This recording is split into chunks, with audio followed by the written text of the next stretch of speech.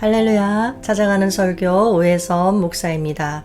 오늘 우리를 찾아오신 하나님의 말씀은 열왕기하 4장 2절 3절 말씀입니다. 엘리사가 그에게 이르되 내가 너를 위하여 어떻게 하랴? 내 집에 무엇이 있는지 내게 말하라. 그가 이르되 계집종의 집에 기름 한 그릇 외에는 아무것도 없나이다 하니 이르되 너는 밖에 나가서 모든 이웃에게 그릇을 빌리라. 빈 그릇을 빌리되 조금 빌리지 말고. 아멘. 하나님의 말씀이었습니다. 자, 오늘 본문에는 남편이 죽고 두 아들과 함께 남겨진 어떤 가부의 이야기가 나오고 있어요. 1절을 보니까 선지자의 제자들의 아내 중에 한 여인이 엘리사에게 부르짖어 이르되, 여기서 선지자는 엘리사를 말하는 것이고 이 엘리사 선지자에게 여러 명의 제자가 있었다는 거예요. 그런데 그 제자들 중 한 명의 아내가 지금 엘리사에게 와서 부르짖어요. 당신의 종, 나의 남편이 이미 죽었는데 당신의 종이 여호와를 경외한 줄은 당신이 아시는 바니이다. 이제 빚준 사람이 와서 나의 두 아이를 데려가 그의 종으로 삼고자 하나이다. 엘리사 선지자의 제자였던 이 여인의 남편은 하나님을 잘 경외하는 사람이었다고 합니다. 그런데 우리가 생각할 때 하나님을 잘 경외했으니까 어때야 할까요? 뭔가 인생이 순탄하고 또 건강하게 오래 살아야 할 것 같아요. 그런데 별로 많지도 않은 나이에 죽은 것 같고 또 게다가 많은 빚까지 남겨서 그 빚 대신에 지금 두 아들이 노예로 팔려가게 되었어요.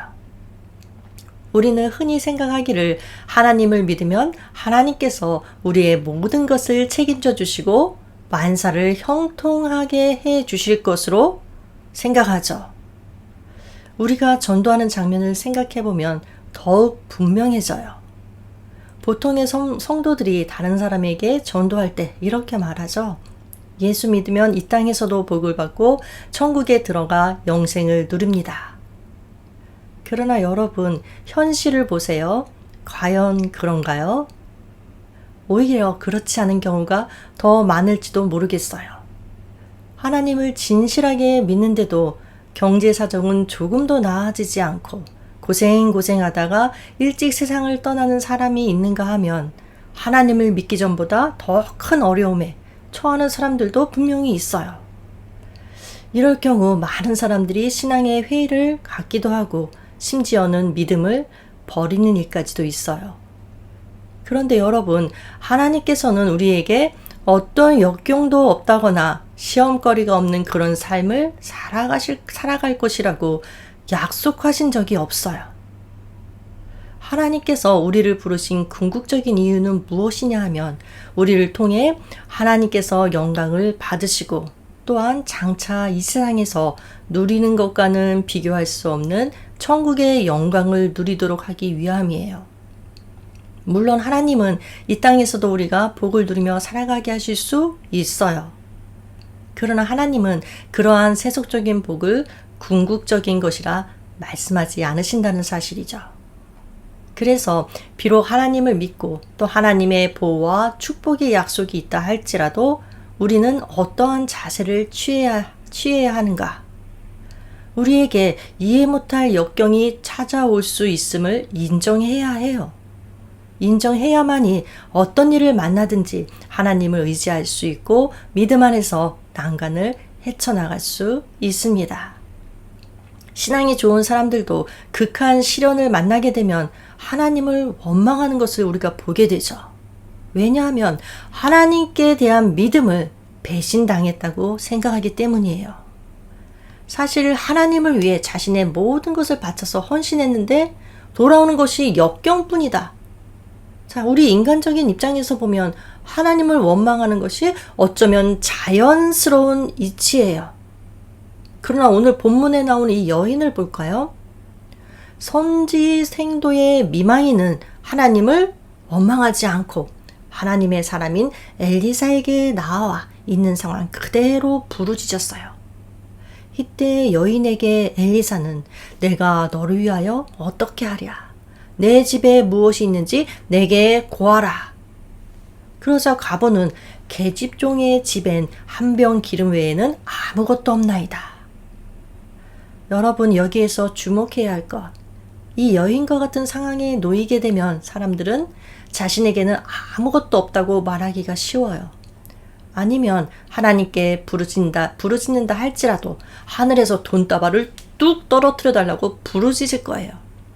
그러나 여러분, 하나님은 그와 같은 방법으로 이적을 일으키지 않으세요. 하나님이 이적을 일으키실 때에는 우리가 가진 것을 활용해서 일으키신다는 사실, 마치 주님께서 어린아이가 가진 오병이어로 어떻게 하셨죠? 5,000명을 먹이는 기적을 일으키신 것과 마찬가지예요. 하나님은 우리에게 있는 것을 취해 가실지라도 주신 것 모두를 취해 가시지는 않는다는 것 기억해야 해요. 하나님은 반드시 무엇인가를 남겨두세요. 그럼에도 불구하고 갑자기 많은 것을 잃게 되면 사람들은 하나님이 모든 것을 취해 가셨다고 생각하기 쉬워요. 그런데 여러분, 하나님이 우리에게 주시는 것은 비단 물질적인 것만이 아니죠. 하나님은 우리에게 건강도 주시고 기술도 주시고 그에 다른 많은 것을 주세요. 이것을 내가 기억하고 어떤 것이 남아있건 그것을 하나님께 내어놓을 수 있어야 합니다. 그럴 때 사람들이 볼 때 아무것도 아닌 것 같아도 우리가 하나님께 내놓은 그것은 기적의 재료가 돼요. 여러분, 우리는 기적이라고 하면 무언가 대단한 것이 있어야만 가능하다고 생각하는 경향이 있어요. 그러나 엘리사가 선지생도 미망인 가정에 닥친 위기를 해결하는 방법을 한번 보세요. 엘리사는 그 여인에게 온 마을에서 그릇들을 빌릴 수 있는 한 많이 빌려서 한 병 남은 기름을 거기에다가 부으라고 지시했어요. 3절이죠.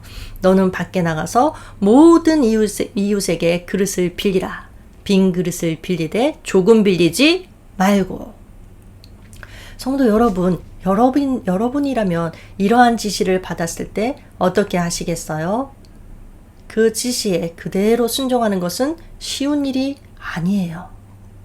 왜냐하면 우리의 상식이나 합리적인 사고만을 가지고는 엘리사의 말이 납득이 가지 않죠.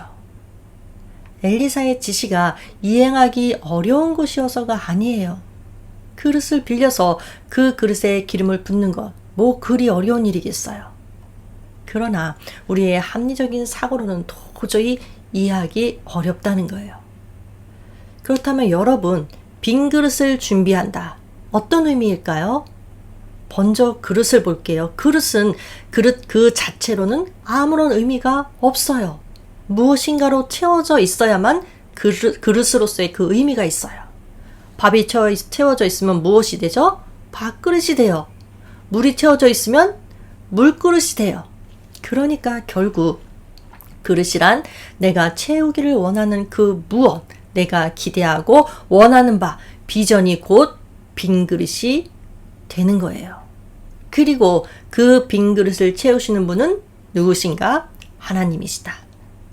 그렇기 때문에 가장 중요한 것은 우선 내가 원하는 것이 무엇인지 정확하게 알아야 해요. 엘리사를 보면 그 여인의 상황을 뻔히 다 알고 있으면서도 굳이 내가 너를 위하여 어떻게 하랴? 라고 묻죠. 이것은 확인하는 거예요. 예수님도 그러셨어요. 소경 바디메오, 그를 고쳐주실 때 내게 무엇을 하여 주기를 원하느냐?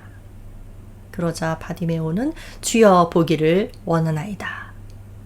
소경이 보기를 원합니다 라고 대답하는 것 너무나 당연한 일이에요.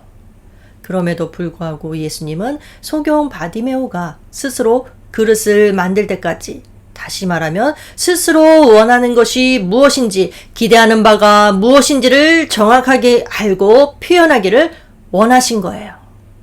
보기를 원합니다 라고 정확하게 표현했을 때 예수님은 그 기대에 걸맞게 빈 그릇을 채워주셨어요.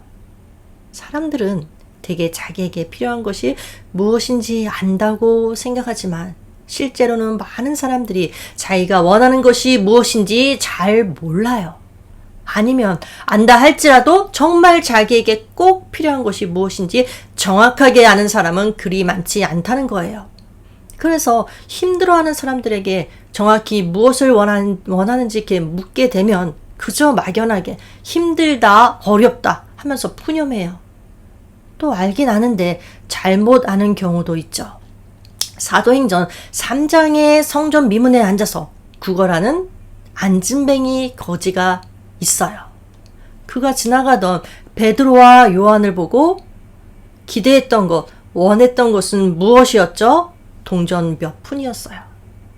그러나 베드로와 요한은 그를 보고 은과 금은 내게 없거니와 내게 있는 것으로 내게 주노니 곧 나사렛 예수의 이름으로 걸으라. 여러분, 은과 금이 없다는 말은 베드로가 가진 것이 없다는 의미도 되지만 또 한편으로는 자신이 진정으로 구해야 할 것이 무엇인지도 모르는 이 안진뱅이에게 진짜로 자기가 기대하고 구해야 할 것이 무엇인지를 알려주는 거예요. 안진뱅이가 구할 것은 은과 금이 아니라 나사렛 예수의 이름으로 걷는 거거든요. 우리가 하나님 앞에 비전을 가지고 나아가지만 때로는 얼마나 잘못된 비전을 가지고 나아가는지 몰라요. 잘못된 비전을 가지고 하나님 앞에 나아가면 아무리 기도를 많이 한들 응답이 있을까요? 그래서 우리는 우리의 삶 가운데서 무엇을 구해야 하는지 먼저 정확히 아는 것이 중요해요. 그러면 그것을 어떻게 아느냐? 하나님의 말씀으로 알아요.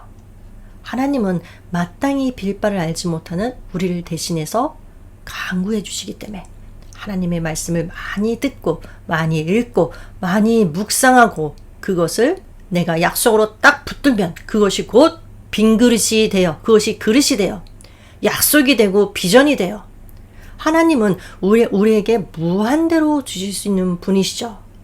그럼에도 불구하고 우리는 내가 가진 것이 겨우 기름 한 병뿐이라는 현실만 보고 미리 좌절해 버리는 경우가 많아요. 내가 아무리 많은 그릇을 준비해도 다 채워지지 못하리라고 생각해 버려요. 그러나 여러분 5절 6절을 보세요. 그의 두 아들과 함께 문을 닫은 후에 그들은 그릇을 그에게로 가져오고 그는 부었더니 그릇에 다 찬지라.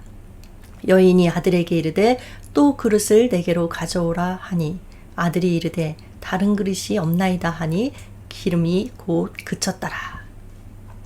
하나님은 그 선지생도의 미망인이 빌려온 모든 그릇에 기름이 가득해지자 더 이상 기름을 주지 않으셨어요. 결국 제한적으로 작용한 것은 기름이 아니라 그릇이었어요. 만일 더 많은 그릇을 준비했다면 더 많은 기름을 얻었을 거예요. 성경에서 기름은 하나님의 은혜와 성령의 은사를 상징하는데 그러한 의미에서 볼 때 하나님은 은혜를 베푸실 때 얼마만큼 베푸시느냐? 우리가 준비한 믿음의 그릇 분량만큼만 채우신다는 사실이에요. 그래서 성도들 간에는 개인차가 발생해요. 그런데 어떤 성도는 자기를 다른 성도와 비교하면서 하나님께서는 다른 성도에게는 저렇게 큰 은혜를 베푸시면서 왜 자기에게는 작은 은혜밖에 안 베푸시냐고 불평해요. 하나님이 성도들을 차별한다고 생각해요. 그러나 여러분, 그릇이 작으면 많이 담고 싶어도 담을 수가 없어요. 문제는 내가 준비한 그릇이에요. 하나님 앞에 준비한 그릇을 내어놓은 다음 약속을 붙들고 찔끔찔끔 기도하는 것이 아니라 흘러 넘치도록 풍성하게 기도하세요. 그런데 우리가 한 가지 또 명심해야 할 것. 빈 그릇을 준비하기 위해서 나의 수고와 땀이 들어가야 한다는 사실이에요. 우리가 흔히 말하길 하나님이 다 하셨습니다 라는 표현을 할 때 하나님의 은혜로 이루어졌다는 이야기지, 그렇다고 해서 인간은 아무것도 안 하고 그저 기도만 하고 아무것도 안 하고 가만히 있었다는 의미는 결코 아니에요. 그렇게 하나님께서 주시는 비전을 가지고 간절히 부르짖으면서 나의 수고를 아끼지 않을 때 하나님께서는 가득 채워주실 거예요. 우리 모두가 채워주시는 하나님의 은혜로 어떤 상황에 있든지 기쁨과 감사함의 인생을 걸어가기를 바랍니다. 아멘.